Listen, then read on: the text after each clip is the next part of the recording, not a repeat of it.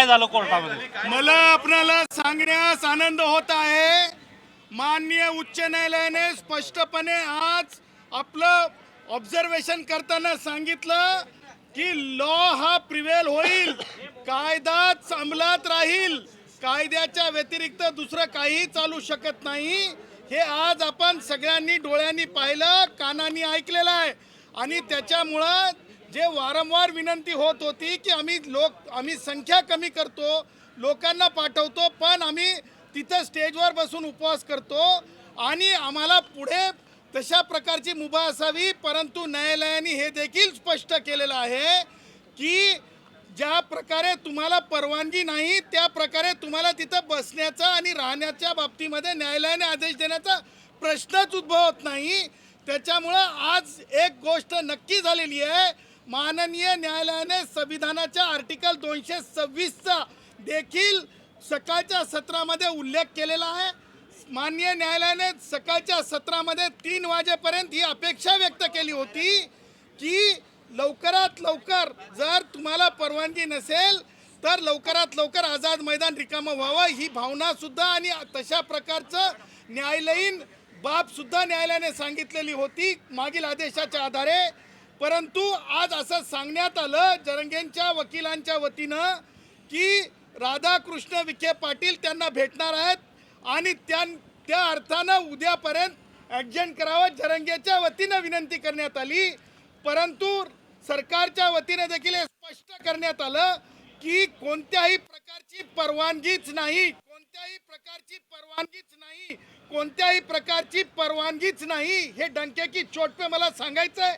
त्या पुढे जाऊन मला तुम्हाला सांगायचं आहे की परवानगी देण्याचा प्रश्न सुद्धा उद्भवत नाही भविष्यात सुद्धा. त्याचं कारण असं आहे की हंगर स्ट्राईक म्हणजेच आमरण उपोषण करण्याबाबत नवीन जे रूल्स आहेत 2025चे त्याच्यामध्ये कायद्यातच अंतर्भूत नसल्यामुळे जरंगेला आमरण उपोषण म्हणून तिथे बसणं हे सुद्धा कायद्याशी संमत नसल्यामुळे उद्यापर्यंत म्हणजे न्यायालयाने कोणत्याही प्रकारे उद्यापर्यंत राहा तिथं असं म्हटलेलं नाही. न्यायालयाने पूर्वीच्या आदेशाचंच पालन व्हावं, पूर्वीच्या आदेशाचंच पालन व्हावं, पूर्वीच्या आदेशाचंच पालन व्हावं असं स्पष्ट सांगितलंय. त्यामुळं जरंगे आणि जे कोणी बेकायदेशीर लोक तिथे बसलेले आहेत त्यांनी तातडीने, मला अशी अपेक्षा आहे की उद्याच्या सुनावणीच्या आधी ते रिकामं करतील. आज राज्य सरकारकडून भूमिका मांडण्यात आली की मुंबईतली गर्दी ही कमी झालेली आहे, गाड्या देखील कमी झालेल्या आहेत, तर परिस्थिती बदलली असं वाटतं का? राज्य सरकारने कबूल केलं की परिस्थिती बदललेली आहे. मुद्दा असा आहे, अगोदर कोणत्याही आंदोलनाला परवानगीची आवश्यकता असते आणि ते कायदेशीर परवानगीची आवश्यकता असते. जरंगे हे काही लाडके नाहीत ज्याच्यामुळे जरंगेला बेकायदा तिथं बसता येईल. जरंग्याला जर कायदेशीर परवानगी नसेल तर जरंग्याला तिथं कसं काय बसता येईल? कारण परवानगी नाही, कायद्यामध्ये आमरण उपोषणाची तरतूद नाही. न्यायालयाने 3 वाजेपर्यंत रिकामा करावा अशी भावना होती. यापूर्वीचे 2 निकाल जे आहेत, जे अमित साहनीच्या म्हणजे निकालाप्रमाणे सर्वोच्च न्यायालयाच्या जे आहे तिथे लोकांना त्रास होणार नाही अशा प्रकारच्या आंदोलनाची अपेक्षा आहे. हे सगळं लक्षात घेता जरंगेला उद्याच्या तारखेपर्यंत जे आहे कायदेशीर कारणानं तिथून करावं लागेल आझाद मैदान, आझाद करावं लागेल आझाद मैदान, आझाद करावं लागेल आझाद मैदान, आझाद करावं लागेल आझाद मैदान, कारण जरंगे तिथं बेकायदेशीर बसलेला आहे. परिस्थिती निवळली आहे का असं राज्य सरकारने म्हटलंय का? गर्दी कमी झाली, गाड्या कमी झाल्या, राज्य सरकारने अहवालात काय म्हटलं? आपला मुद्दा राज्य सरकारने स्पष्ट केला, बेकायदेशीरपणे ते बसलेत. कारण राज्य सरकारच्या वतीनं स्पष्ट सांगण्यात आलं त्यांच्या परवानग्यांचा जो अर्ज आहे तो अर्ज जे आहे निकाली काढण्यात आला, परवानगी नाकारण्यात आलेली आहे. त्याच्यामुळे जरंगेच्यासाठी कोणत्याही कायदेशीर दृष्ट्या आज तारखेला जरंगे तिथे कायदेशीर आहेत असं होत नाही. Jarange illegally occupied in Azad Maidan आहेत, illegally occupied in Azad Maidan, illegally occupied in Azad Maidan आहेत.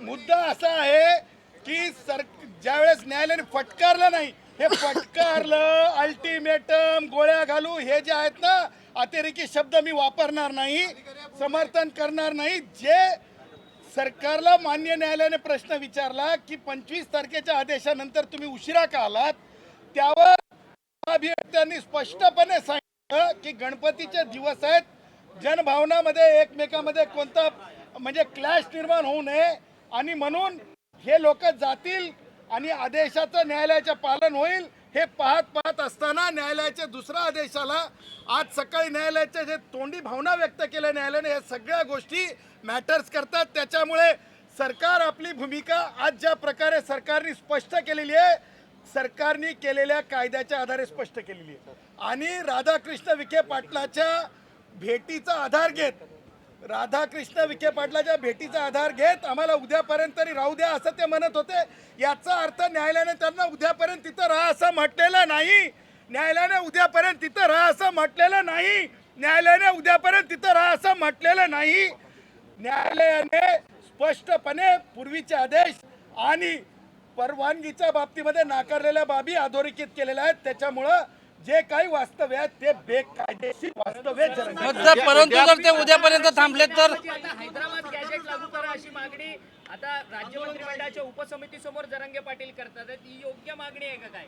ते जी काही राज्य सरकारची काय उपसमिती आहे त्याच्यामध्ये राधाकृष्ण विखे पाटील आहेत. मला राधाकृष्ण विखे पाटील आणि सगळ्या कमिटीला सांगायचंय, अरे बाबांनो, अगोदर भारतीय संविधानामधून जो कायदा निर्माण झाला त्या कायद्याला म्हणतात रिझर्वेशन ऍक्ट, तर वाचून घ्या. अशा प्रकारे एखाद्या गॅझेटरच्या आधारे आरक्षण देण्याची तरतूद कुठं आहे का? तो जरंग्या बोलतो, तुम्ही म्हणायला लागता हो र हो, हो र हो, हो र हो. असं नाही रे बाबांनो. गॅझेटरच्या आधारे कोणत्याच प्रकारे मागासलं ठरत नाही.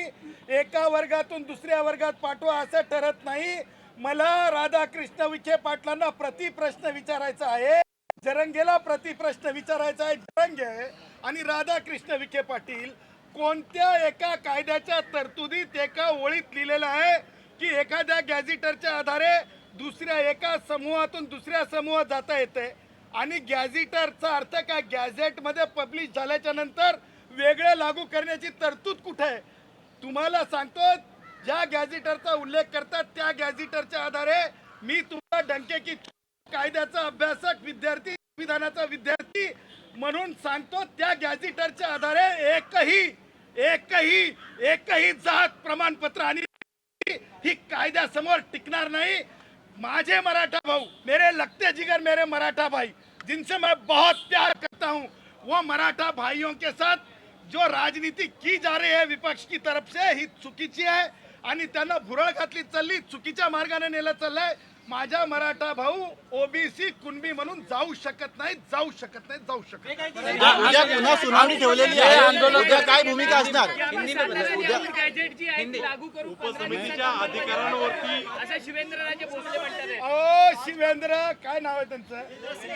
शिवेंद्र भोसलेजी, तुम्हाला मला सांगायचं आहे, अहो, लागू करणारे माननीय राज्यपाल असतात आणि प्रत्येक गॅझेट आणि गॅझेटियर आहे ना भारताच्या संविधानाच्या आर्टिकल 309 मध्ये लागूच झालेलं असतंय.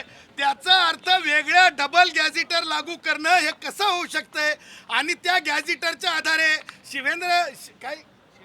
शिवेंद्र भोसले जी असतील किंवा आमच्या राधाकृष्ण विखे पाटील असतील, त्यांनी सगळ्यांनी मला असं वाटतंय की एकदाचं संविधान विषयक प्रशिक्षण 8 दिवसाचं पूर्ण करून घ्यावं. ज्या 58 लाख नोंदी सापडल्या त्याच्या व्हॅलिडिटी द्यायच्या अडकलेल्या आहेत आणि त्या तात्काळ व्हॅलिडिटी द्या अशा पद्धतीची मागणी करतायत आणि विखे पाटील त्यांना समर्थन देताना पाहायला मिळतंय. अहो तुपे, तुम्हाला मी सांगतो, विखे पाटलांचं नाव घेऊन मला काहीतरी प्रश्न विचारू नका.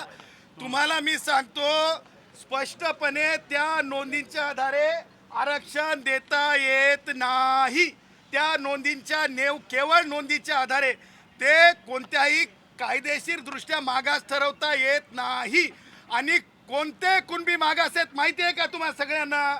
खेडूले कुणबी मागास आहेत जे कोकणात, याच्यामध्ये विदर्भामध्ये, दुसरे तिरळे कुणबी मागास आहेत ते विदर्भात आहेत. त्याचं कारण मागासले पण त्यालाच म्हणतात ज्याच्यासोबत सोशल हँडिकॅप म्हणजे सामाजिक अपंगत्व असतंय. सामाजिक अपंगत्व माझ्या मराठा भावांसोबत नाहीये, माझ्या मराठा भावांसोबत सामाजिक अपंगत्व नाहीये, माझ्या मराठा भावांसोबत सामाजिक अपंगत्व नाहीये. त्यामुळं माझ्या मराठा भावांना जबरदस्ती सामाजिक अपंग म्हणण्याच्या प्रयत्नात पडू नये, कुणी पडू नये आणि माझे मराठा भाऊ मागास ठरत नाही. समितीला उपसमितीला अधिकार आहेत का? मागं सर ना थोडं. मुळामध्ये माननीय निवृत्त न्यायमूर्ती संदीप शिंदे यांची जी समिती आहे, मला माहित नाही काय अभ्यास करते, परंतु मला एवढं माहित आहे की माननीय न्यायमूर्ती संदीप शिंदे साहेबांना माधुरी पाटील विरुद्ध कास्ट स्क्रुटिनी कमिटी ठाणे ही जजमेंट माहीत आहे की कोणत्याच परिस्थितीमध्ये आजोबाला प्रमाणपत्र मिळालं म्हणून नातीला मिळू शकत नाही. प्रत्येकाला ॲफिनिटी आणि विजिलन्स टेस्ट पूर्ण करावी लागते.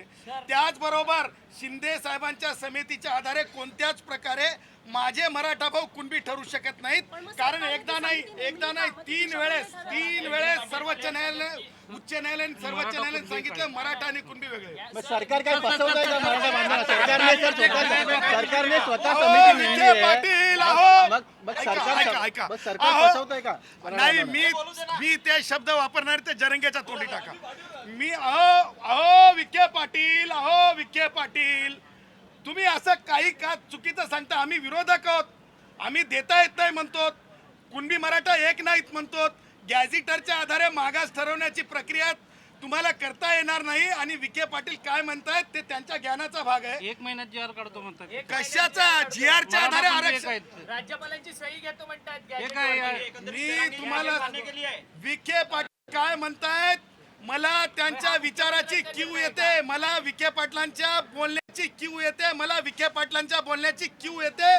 विखे पाटलांचं बोलणं मी GR काढतो. GR असत नसतंय आरक्षण देण्यासाठी, कायदा असतंय, त्याला ऍक्ट म्हणतात. विखे पाटील, मला असं वाटतंय विखे पाटलानं, कमल किशोर कदमनं, DY पाटीलनं, पतंगराव कदमनं यांनी माझ्या मराठा भावांना त्यांच्या जवळ असलेल्या मेडिकल इंजिनिअरिंग कॉलेजेसमध्ये आधी शिकायची मुभा आणि नोकऱ्यांची संधी द्यावी आणि त्याच्यानंतर दुसऱ्या गोष्टींवर चर्चा करण्यासाठी पुढे यावं. हे विखे पाटलांसाठी.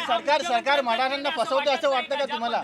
जर उपसमितीला काही अधिकार नाही तर सरकार फसवतंय. त्यानंतर हा सगळा गॅजेट अंमलबजावणीचा निर्णय येतोय.